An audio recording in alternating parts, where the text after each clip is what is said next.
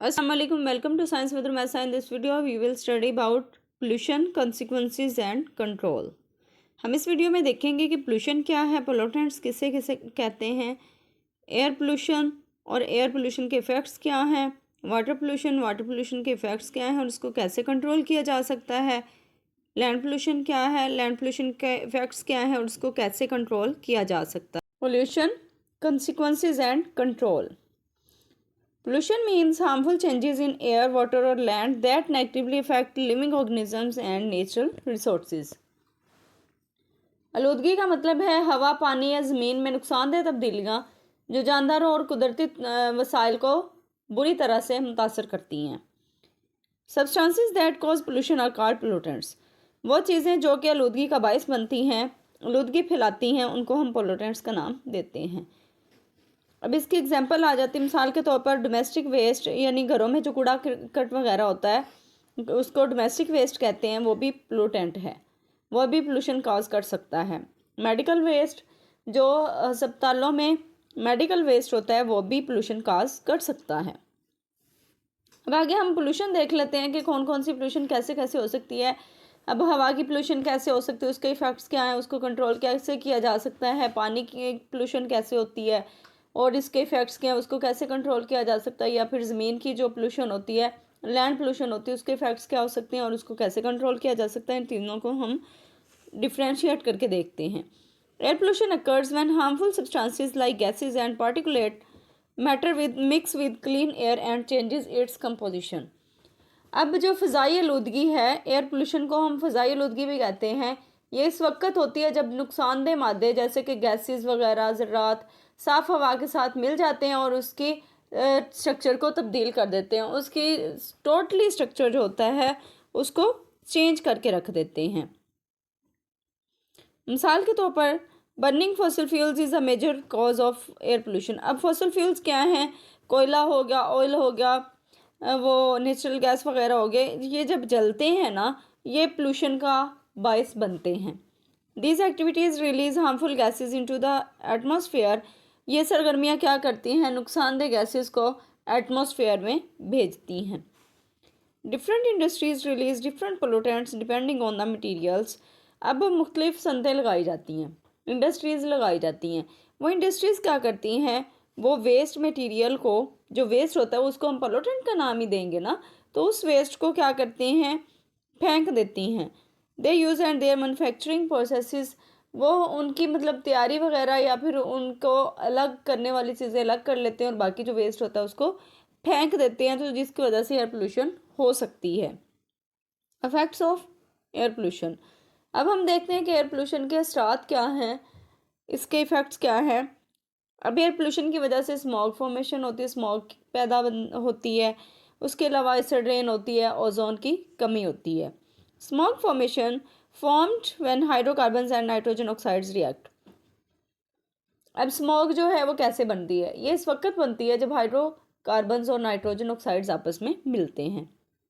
Requires sunlight, इनको सूरज की रोशनी की ज़रूरत भी होती है। प्रोड्यूसेस येलोइश ब्राउन हेज, और ये जर्द बुरा मतलब ये ना जैसे धुंध धुंध सी नहीं पड़ रही होती, उस तरह की नज़र आ रही होती है।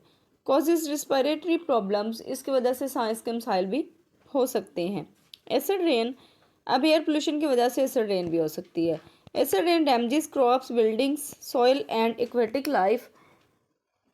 जो एसिड रेन है ये फसलों को, इमारतों को या मिट्टी वगैरह जो होती है या फिर पानी में रहने वाले जो जानदार होते हैं उनको बुरी तरह से मुतासर करती है, उनको नुकसान पहुंचाती है।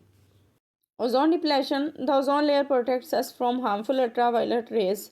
अब ओजोन डिप्लेशन जो है, ओजोन लेयर जो होती है, ओजोन की तह जो होती है, वो हमें नुकसानदेह अल्ट्रावायलेट रेज से बचाती है। कैसे बचाती है, chemicals like chlorofluorocarbons damage this protective layer. अब वो कहते हैं कि क्लोरोफ्लोरोकार्बन जैसे केमिकल्स अगर उस तह पे जाएंगे तो वो क्या करेंगे, उसको नुकसान पहुंचाएंगे। जो तय हमें बचा रही है, हमारी ज़िंदगी को फ़ायदा दे रही है, उसको ये केमिकल्स क्या करते हैं, जाके डैमेज करते हैं, जिसकी वजह से एयर पोल्यूशन होती है। Controls of air pollution. अब अगर हम जो एयर पोल्यूशन है उसको कंट्रोल कैसे कर सकते हैं, उसको हम कम कैसे कर सकते हैं। एफरेस्टेशन मतलब कि हम ज़्यादा से ज़्यादा दरख्त लगाएंगे शजरकारी करके, फिर हम आलूदगी को, हवाई आलूदगी को या आबी आलूदगी को कम कर सकते हैं। मॉडिफिकेशन ऑफ इंडस्ट्रियल इफ्लुएंट्स, या फिर जो संतों में उसका वेस्ट मटेरियल होता है उसमें चेंजिंग वगैरह करके, मतलब कि जो कूड़ा करकट है उसको एक ठिकाने लगा के उसको दोबारा से रिसाइकल वगैरह करके इस तरह के कोई प्रोसेस किए जाएँ जिसकी वजह से एयर पोल्यूशन जो है उस पर कंट्रोल किया जा सके। Water pollution, water pollution happens when harmful substances mix with water and changes it's natural composition. हम पानी के एक कुदरती कंपोजिशन है, एक कुदरती साख्त है, जब उस साफ पानी के साथ नुकसानदेह सब्सटेंसेस या नुकसानदेह अशिया जो हैं या नुकसानदेह मादे जो होते हैं, पोल्यूटेंट्स होते हैं, वो उसके साथ रिएक्ट करेंगे, उसके साथ मिक्स होंगे तो वो पानी की आलूदगी पैदा हो जाएगी। It affects both humans and aquatic organisms, ये इंसानों के लिए भी नुकसानदेह है, इंसानों की ज़िंदगी को भी मुतासर करते हैं और पानी में रहने वाले जानदारों को भी मुतासर करते हैं। Sewage industrial chemicals, fertilisers, pesticides, oil spills and heavy metals are major causes of water pollution. अब पानी की आलूदगी को फैलाने के असबाब कौन कौन से हैं? ये हैं सेवरेज हो गया, सैनिटरी केमिकल, खाद वगैरह होगी, कीड़े मार अद्वियात वगैरह होगी, तेल जो है वो रिश्ता रहता है, वो भारी धातें वगैरह, ये ज़्यादा बड़ी वजूहत हैं। Polluted water reduces oxygen and changes pH. जो अब पानी जो है वो पोल्यूट हो गया, अब आलूदा पानी है, वो क्या करता है, ऑक्सीजन की कमी कर देता है, उसके अलावा उसके पीएच को भी चेंज कर देता है, which can kill fish and other aquatic organism, जिसकी वजह से मछलियाँ भी मर सकती हैं और पानी में रहने वाले दूसरे जानदार जो हैं वो भी हलाक हो सकते हैं। इफ़ेक्ट्स, पानी की आलूदगी के या आलूदगी के असरात क्या हैं? Eutrophication and epidemics. Eutrophication to many nutrients cause global algal blooms which reduce oxygen and light in water, harming aquatic life. अब यूट्रोफिकेशन क्या करता है, बहुत ज़्यादा ग़िज़ाई अज़ा जैसे कि ये एल्गल ब्लूम्स हैं, इनका सबब बनते हैं पानी में ऑक्सीजन और रोशनी को कम करते हैं और जिसकी वजह से जो पानी में रहने वाले जानदार हैं उनको नुकसान पहुंचता है। Food chain contamination, food chain की आलूदगी हो सकती है। Pollutants accumulate in the food chain and finally effect humans, वो क्या करते हैं, आलूदगी फूड चेन में जमा होती है और आखिरकार इंसानों को मुतासिर करती है। एपिडेमिक्स, अब एपिडेमिक्स हम वबाई अमराज को भी कहते हैं। पोल्यूटेड वाटर स्प्रेड्स डिजीज़, अब जो आलूदा पानी है वो बहुत सी बीमारियों को फैलाता है, जैसा कि कोलरा हो गया, हैज़ा की बीमारी हो सकती है। उसके अलावा स्टोमिक इन्फेक्शंस, जो मैदा है उसके भी कोई ना कोई इन्फेक्शन हो सकते हैं।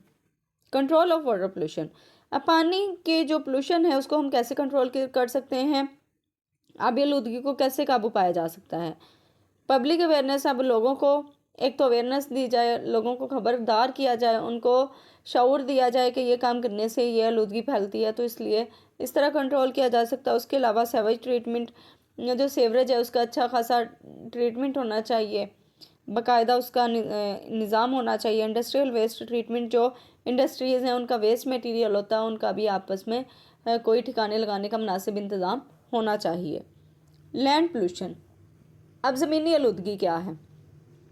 लैंड और soil is an important natural resource, अब वो कहते हैं कि ज़मीन या मिट्टी वगैरह जो है ये एक अहम कुदरती वसीला है, because it supports the growth of plants, क्योंकि ये पौधों की नशोनुमा में मदद करता है। हाउएवर, ताहम इन रिसेंट ईयर्स, मौजूदा सालों में land pollution has become a serious problem. वो कहते हैं जो लैंड पोल्यूशन है, ज़मीनी आलूदगी है, ये बहुत बड़ा मसला या बहुत ही संगीन मसला बन चुका है।